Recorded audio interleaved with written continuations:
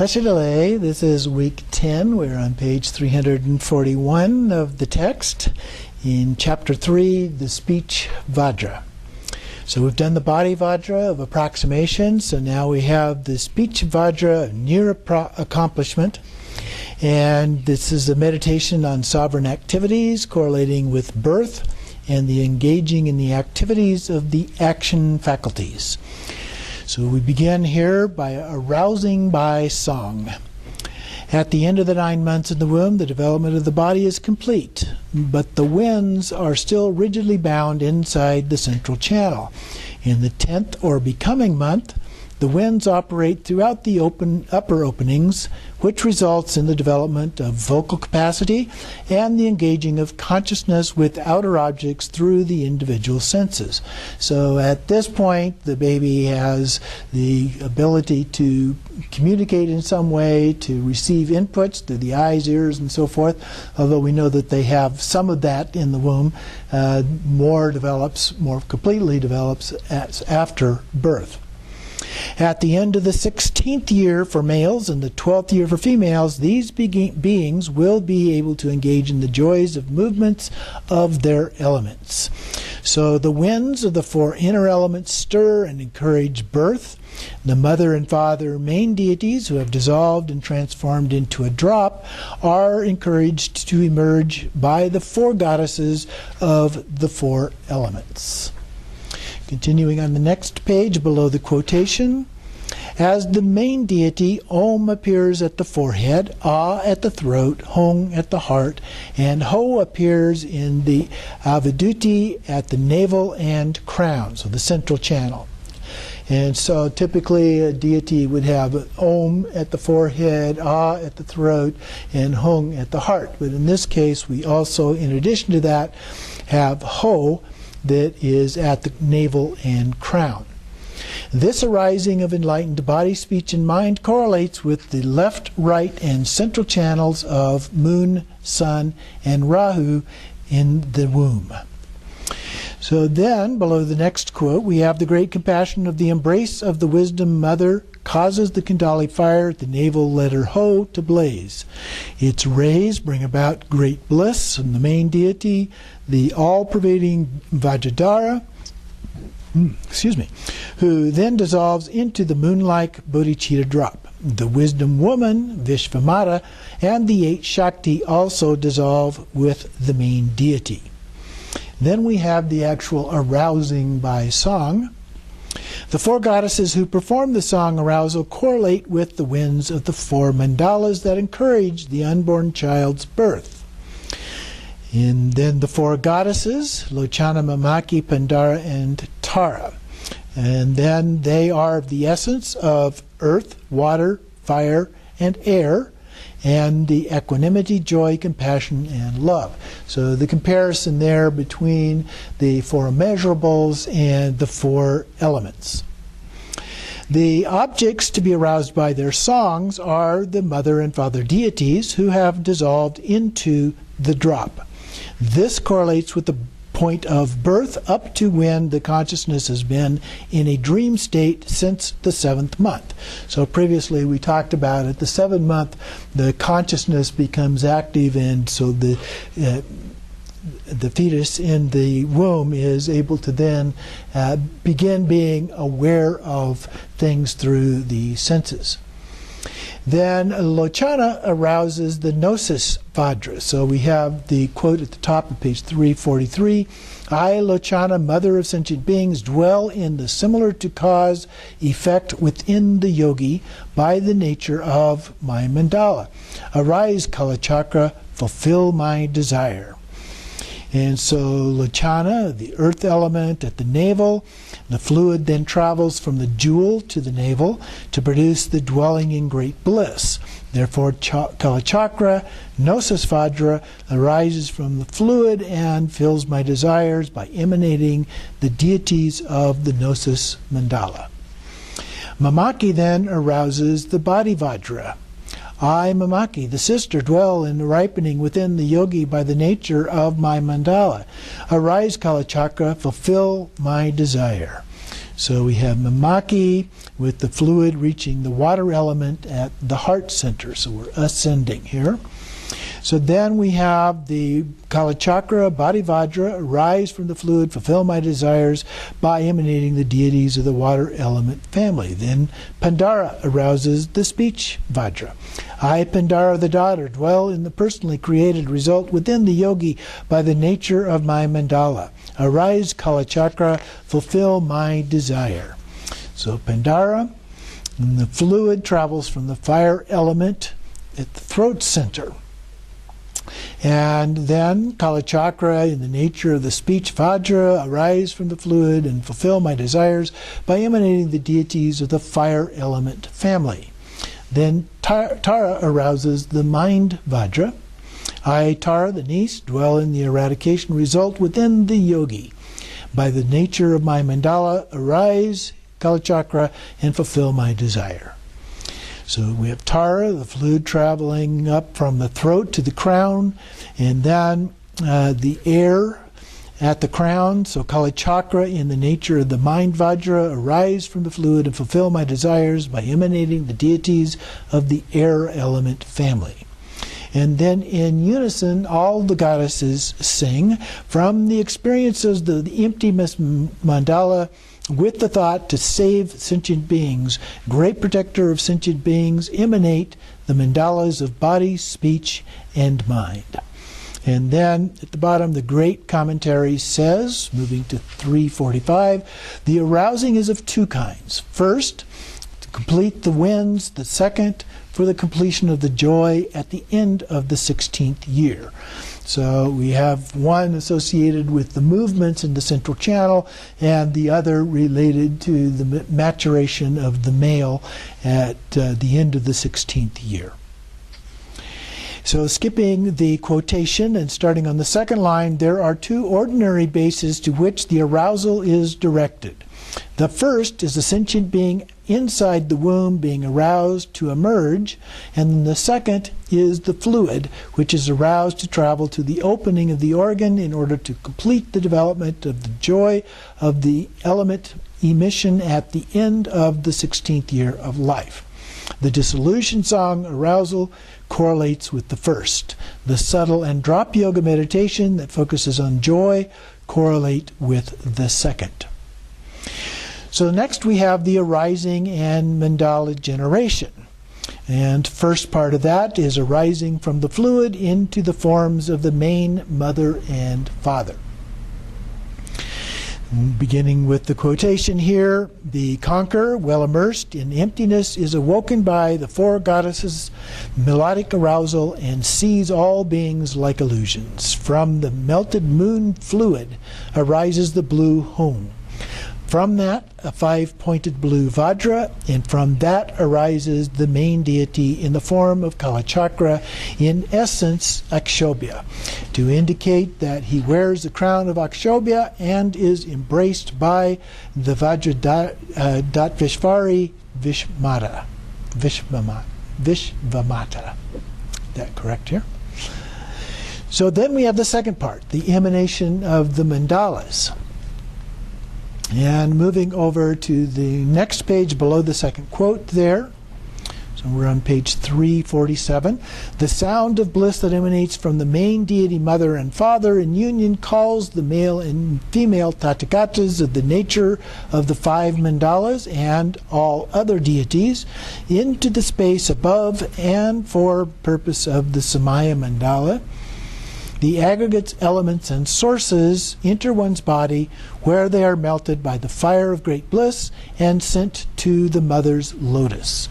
There, in the form of the individual letters of the deities, they transform into the symbols of the different deities and then to deities themselves and are sent from the mother's lotus to the base mandala. Deity emanation correlates with the moment immediately after birth. It starts to cry, the 10 winds, or the winds of its 5 elements, engage with the outside. So the baby is born, and it cries, and it begins to see, hear, smell, taste, touch, and so forth.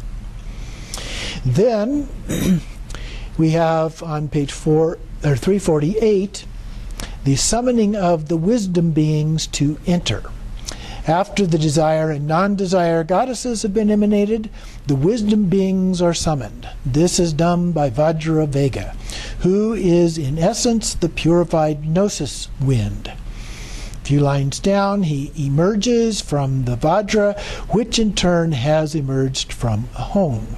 He arises from the wisdom mother and the method father in embrace, and is emanated from the lotus of the mother. And then below the quotation, second line, the 56 1/4 Gnosis winds, we talked about those before, where some of them remain and other parts move, in the central channel of the newborn child begin to flow.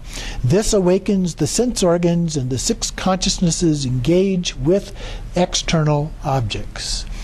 And so then below the next quote, at the top of page 349, the manifested Vajravega pierces with his Vajra hook the navel of Kalachakra.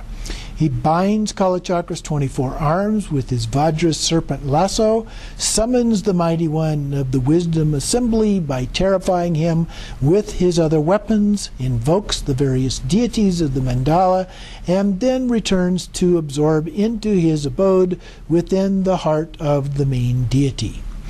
At the time of birth, then, the life-sustaining wind emerges from the lotus, and of the navel Kalachakra to summon the consciousnesses to their respective objects, and then returns to the lotus of the navel chakra.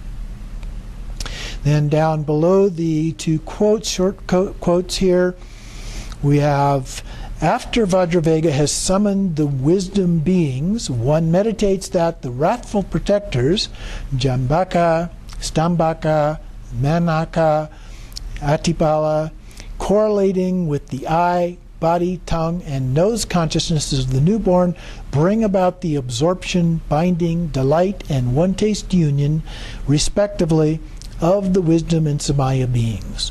When summoning, one utters ja, or za, usually in Tibetan. Absorbing hong. When binding, one does bam, and when delighting, ho. When becoming of one taste, hri, or he.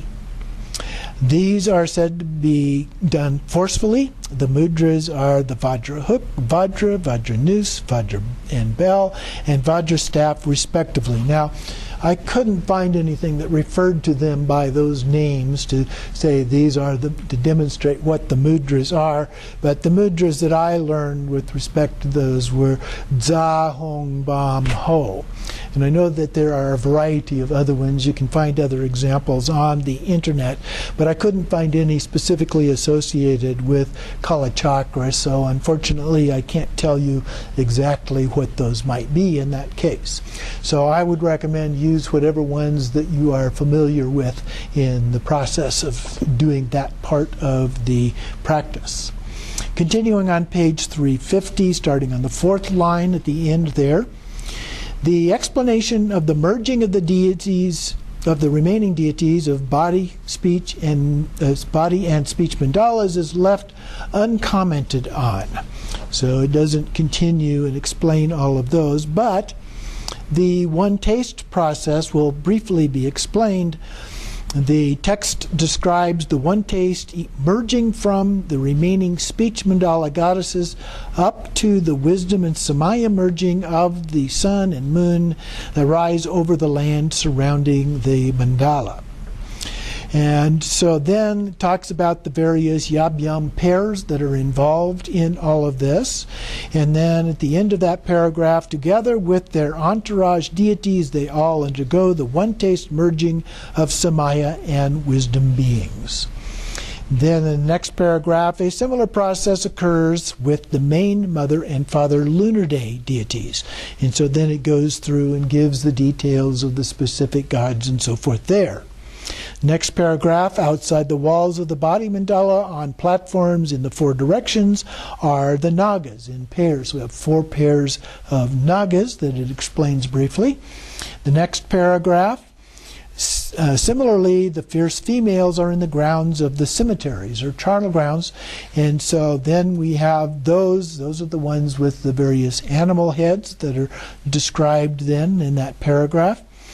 Followed by the next paragraph, the Nagas are embraced by fierce females, and the fierce female mothers are embraced by the Nagas. The embracing has to involve different families, so those to the east and west mutually embrace, and so forth. Then skipping the quotation there, in the last paragraph of that section, one should meditate on the Nagas and fierce female mother and father Samaya beings as being of one taste with the wisdom beings, and the Samaya moon and sun as being of one taste with the wisdom moon and sun. Then the next section is sealing by family. Continuing on the next page, then we have it's the middle of the paragraph below the long quotation here. When the six families are explained as those of the Vajra family and so forth, Amoga Siddhi is the sword family. Ratnasambhava is of the jewel family. Amitabha is of the lotus family. Virachana is of the wheel family. Vajrasattva and Akshobhya are both of the Vajra family. Skipping a couple of lines, this teaches that Vajrasattva of the Gnosis family and Akshobhya of the consciousness family are similar in that they both belong to the Vajra family. Therefore, they are crown sealed by each other, and the heads of both Vajrasattva and Akshobhya are crown sealed by the mind Vajra Akshobhya in robes with crown protrusion and so forth. So the crown protrusion being referred to here is the top knot on top of the head. Now sometimes that also has a small protrusion that comes out of the top knot as well. Then skipping a line, the Vajra is of the essence family or Gnosis aggregate family, and he is not crown sealed by the five families, because the Gnosis aggregate or subtle clear light mind is the creator of all things in samsara and nirvana, and similarly is purification in the form of Vajrasattva, is a creator of Buddhas. And so it's not the entire family that does that, but it's one specific deity that does that. In this case, Vajrasattva and Akshobhya are crown sealing each other, or those two are crown sealed by the Akshobhya in the mind Vajra aspect, and so forth. Then on the next page, 353, below the quotation there, the other four families are crown sealed in the manner of cause crown sealing the result. In order, Akshobhya seals Virachana, Virachana seals Amitabha, Amitabha seals Ratnasambhava, and Ratnasambhava seals Amoga Siddhi. So that gives us the coverage of the sealing process for each of these. Now, seal also sometimes is referred to as mudra. For example, the Great Seal is Mahamudra. Also, sealing the consciousness within the essence means similar sealing of the mind within the divine knowledge, releasing it from delusion. So at the bottom of the page here, that last paragraph, those belonging to one of the six families are sealed by the six families in enjoyment body emanation, or Sambhogakaya form, which is the form in which we normally visualize the various deities or Buddhas. Except for the Shakti, black gods and goddesses who belong to a family are sealed by Amoga Siddhi. Red deities by Ratnasambhava, white by Amitabha, yellow by Virachana, and green by Akshobhya. The Shakti and blue gods and goddesses are sealed by Vajrasattva. So we'll take a short break there.